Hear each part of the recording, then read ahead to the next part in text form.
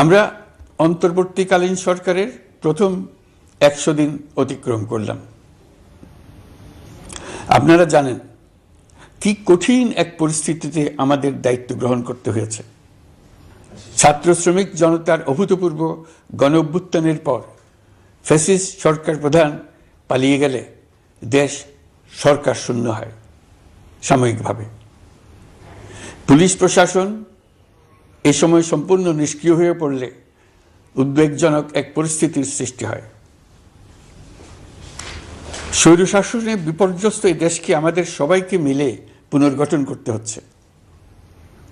July August বিপ্লবের পর আমরা এমন একটি দেশ হাতে পেয়েছি যার সর্বত্র ছিল বিশৃঙ্খলা।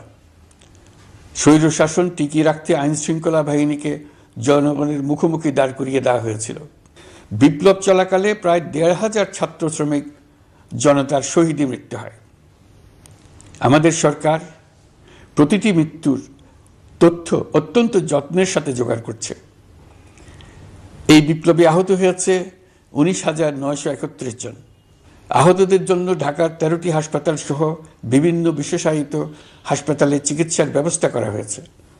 প্রতিদিনই তালিকায় আরও নতুন নতুন শহীদের তথ্য যোগ হচ্ছে, যারা স্বৈরাচারের আক্রোশের শিকার হয়ে এই পৃথিবী ছেড়ে চলে গেছেন।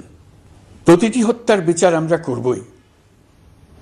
জুলাই আগস্ট হত্যাকাণ্ডের বিচারের যে উদ্যোগ আমরা নিয়েছি তার কাজও বেশ ভালোভাবে এগিয়ে যাচ্ছে।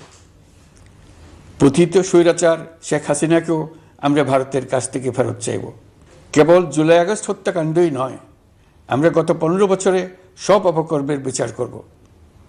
অসংখ্য মানুষ গুম হয়েছে, খুন হয়েছে। এই সময় আমরা গুমের তদন্তে একটা কমিশন গঠন করেছি। কমিশন প্রধান আমাকে জানিয়েছেন অক্টোবর পর্যন্ত তারা 1600 গুমের তথ্য পেয়েছেন। তাদের ধারণা এই সংখ্যা 3,500 ছাড়িয়ে যাবে।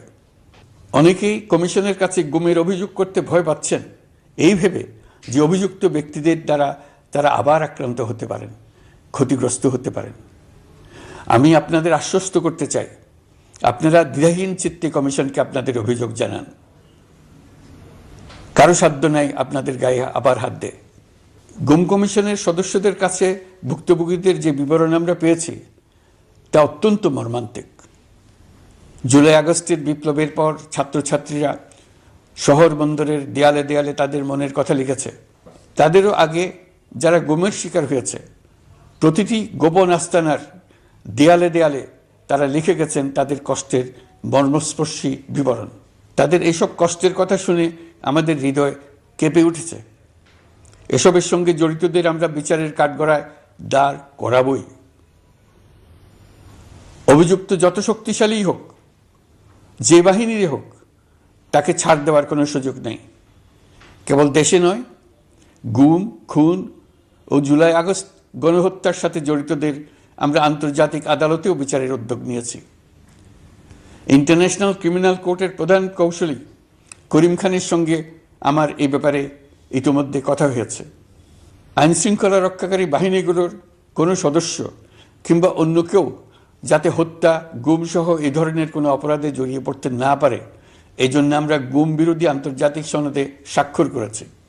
আপনারা দেখেছেন জাতিসংঘের আন্তর্জাতিক মানবাধিকার বিষয়ক হাই কমিশনার ফলকার তুর্ক সম্প্রতি বাংলাদেশ সফর করেছেন। জাতিসংঘ জুলাই আগস্ট হত্যাকাণ্ডের তদন্তে আমাদের সহযোগিতার হাত বাড়িয়ে দিয়েছেন। ডিসেম্বর প্রথম সপ্তাহে তারা আমাদেরকে তাদের রিপোর্ট হস্তান্তর করার প্রতিশ্রুতি দিয়েছে। অতীতের গুমের ঘটনাগুলো তদন্ত কাজেও আমরা নিয়মিত তাদের সঙ্গে যোগাযোগ রক্ষা করে চলেছি। মানবাধিকার রক্ষায় সহযোগিতা করতে ঢাকায় তারা তাদের জনবল বাড়ানোর প্রস্তাব দিয়েছে। আমরা এই প্রস্তাব গ্রহণ করেছি।